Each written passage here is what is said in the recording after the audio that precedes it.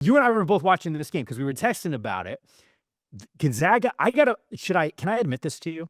Yeah. I didn't think, I love the Beavs, man. I didn't think they were going to You win didn't that think they would game. win. You didn't think they'd No. win. And here's why. I don't know if you had the same exact feeling that I did. Halftime hits, and I felt like the lead should have been bigger. Like I thought the Zags were sort of like kicking themselves a little bit in that first half, and then all of a sudden you see this thing unfold. And John Rothstein, who's a good buddy of mine who works in CBS, and if you're watching the game, it was a CBS game. He said it when the game was done. He's like, Wayne Tinkle can coach. You and I have been around Wayne for years before Wayne got there. He took a page out of Craig Robinson's book with some change of defenses out there as it was, and I started laughing in my head because I started thinking about some of our conversations back in the day about this. But give me your assessment, ma'am, on a huge win for the Beavs. Yeah, I get what you're saying, why you didn't think that they would win. That's just more respect for Gonzaga that you have, Yeah. which I think a Yeah. lot of the country had. I did not get to see the first half of the game because I was doing a Blazer game, and I Yeah. would have missed most of the second half as well, but I made sure to record that and then watch that when I got home. But I was hearing about the first half exactly what you said, that the Beavs should have been up a lot more.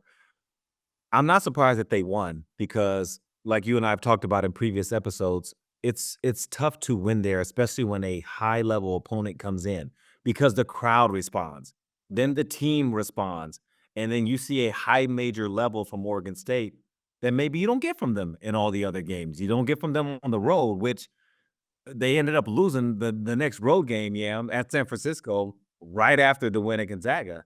But it was a big win for them. It was something that they can get behind, rally around, and try to pursue to win the conference. They're trying to win the WCC.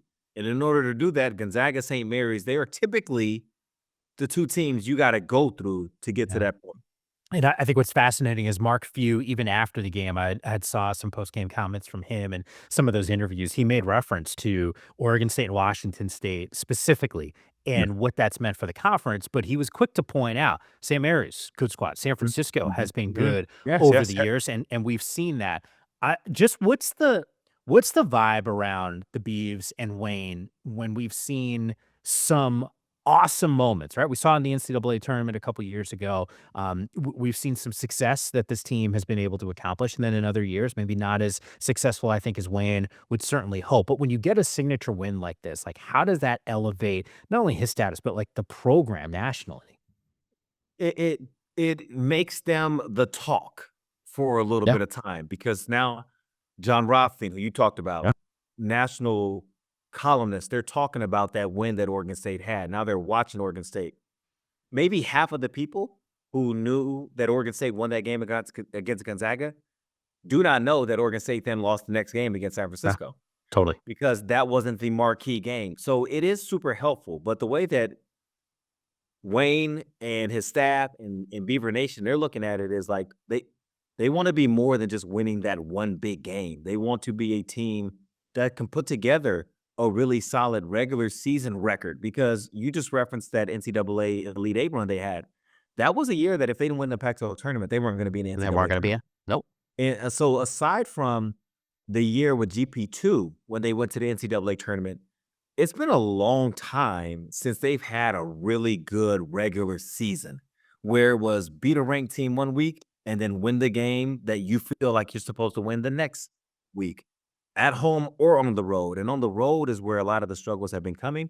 And that's what's got to get rectified. Because you also said Washington State. Washington State, they're trying to win the WCC as well. So all these games that get dropped after a high, those are the games that come back to bite that Oregon State hope to not be talking about by the end of the season saying, I wish we would have, or I wish. But that's where you got to be careful. Because, Yam, I'll tell you this. I didn't like seeing the court being stormed after that game. I'm speaking as an alum now. I love it for the students. I've been a part of that, so I love it for the players. I get why they did it and why it was meaningful. I just think, though, as much as Gonzaga is to be respected, you're Oregon State. You're the one coming from the Pac-12. So there's No, it's a higher level conference. Like this is yeah. like you're legit. Like you're a team that If you believe it, if you believe it. So, like, that's the kind of game where it's like, that's a huge win. That's a great win. They were hooping, major plays, all of that. Win the game, go home, and then get ready for the next road game. So that was my only one thing. Again, not from the standpoint of the students. I love that the students got to do that. That's one of the fun parts.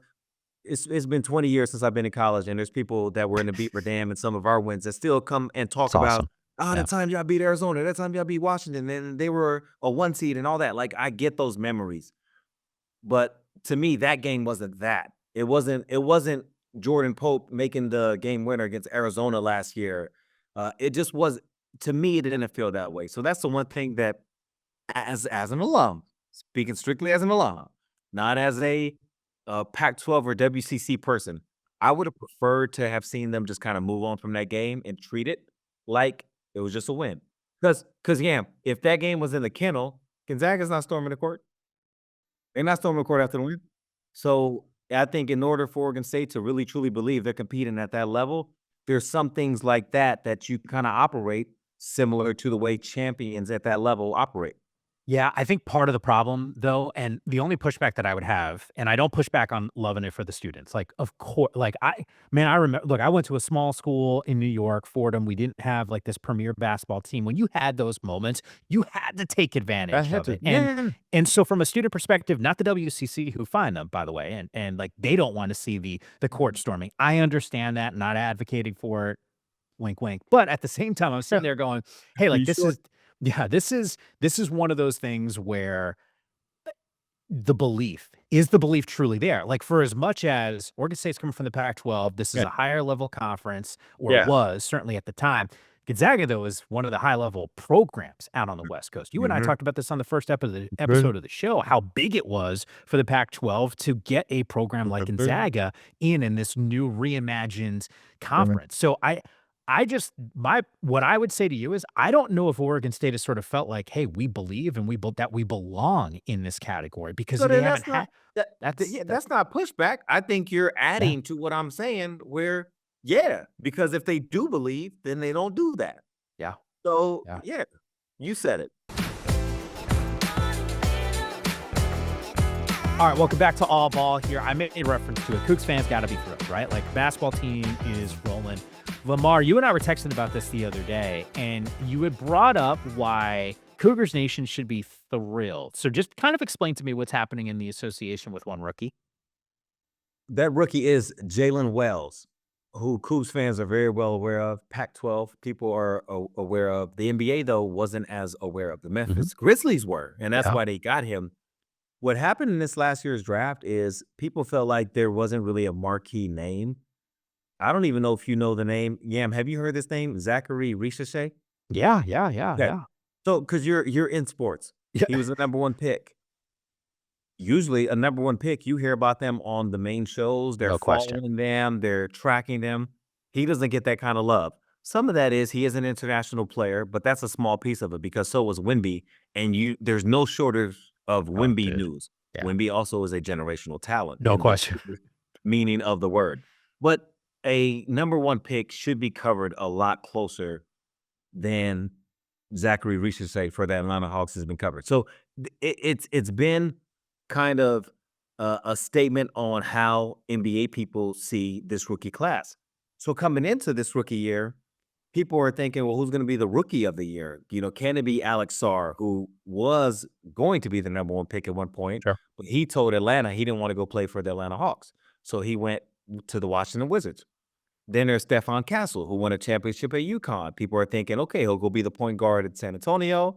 Well, CP3 is there as well. So Castle isn't just a starting point guard, balls in his hands. He can do whatever he wants to. He's looked really good, but he hasn't stood out in a way where you say, that's the rookie of the year. Portland has a really good rookie in Donovan Yeah. Clingan, who's Yeah. had really good games, but he got hurt a little while ago and hadn't been the same until recently when he came back, got back in game shape, but then he got hurt again. Not anything crazy, just a little ankle. He'll be back soon. So he hasn't had a chance to develop a true rookie of the year case. You know who has? Jaylen Wells, playing for the Memphis Grizzlies, knocking on the door, being the 2nd seed in the West. And it's not just about his numbers. It's not just about his points per game, assists per game, rebounds per game. It's about the impact he's having in meaningful basketball for a team that wins. Those are all things that are factored in when people talk about rookie of the year. He is guarding the other team's best perimeter players a lot of times. He's picking them up full court. He's knocking down his open shots. He plays mistake-free basketball more times than not. He's plug and play. Memphis plays a little bit different offensively than the rest of the NBA. They're not a heavy pick and roll team. They have a lot of international influence to the way they play offense, and he's fit into that seamlessly. Whereas drive, kick, cut, create, and be able to make a shot, be a triple threat guy. He has now, inserted his name firmly into the discussion of someone that the NBA people who are voting for this are going to have to look at and say, we we did not consider this guy a rookie of the year candidate coming into this thing, but you'd be hard pressed to find enough rookies that you could put over him. So right now, he's right there. How God, you probably have thought about this over the years. Just even when you think about youth basketball, when you're coaching these kids, because you can see some of the things that they do on the floor. You can see a box score. You can look at season statistics and see some of that stuff. How can you measure? Is there something that you've ever been able to find how you can measure some of those intangible things and say, moment's not too big, or doesn't matter what the competition was, even if it was lesser or greater? This guy can absolutely get it done. It's little things. That's where I'm saying it's not even about the points per game necessarily, Sure. although there are some people who score the ball so well, it's glaring. You can't miss their ability to score. Yeah. It's less about certain counting stats when you're looking at the things you're asking about, and now it's about, I wanna find out who you are. So now I'm talking to not only your coaches at Washington State, Yeah. I wanna know who your AAU coaches were. I wanna know who was the janitor at your high school. I wanna know who was your favorite teacher and who was your least favorite teacher, and I wanna know why to both of those. Because I wanna start figuring out who you are, how you tick, why you make decisions the way you make them. I wanna know about your work ethic. I wanna know how meaningful basketball is to you. How much time are you gonna put into this? Those are the things that front office staffs, they got people hired to go and do all this stuff. The NBA is basically the FBI. The stuff that they can find out about you to get an idea of who you are. And you see that in professional sports all across the board. They can find out information that they need to know. And so with somebody like Jaylen Wells, he always struck me. I didn't see him a ton at Wazoo, but I saw him enough where times I saw him, he struck me as somebody that was just like, no nonsense. He was just about his business. It wasn't flashy. Not saying there's something wrong with flashy. It just, the substance in him is what really just stood out. He knew how to play the game. And that's one of those things that's just, to me, it goes undervalued. Just the ability to know how to play the game. People at the professional level, they get so caught up a lot of times with athleticism. Who can jump out the gym? Who's the fastest? Who tested this on the vert test and who did this? I want to know who can beat their man on the closeout. I want to know who can pass with both hands. Like I want to know basketball plays that this person can make. And Jaylen Wells, he just checked all of those boxes. And so that's why I credit the Grizzlies because they did their homework. They knew what they were getting. Your least favorite teacher was who and why? I loved all my teachers.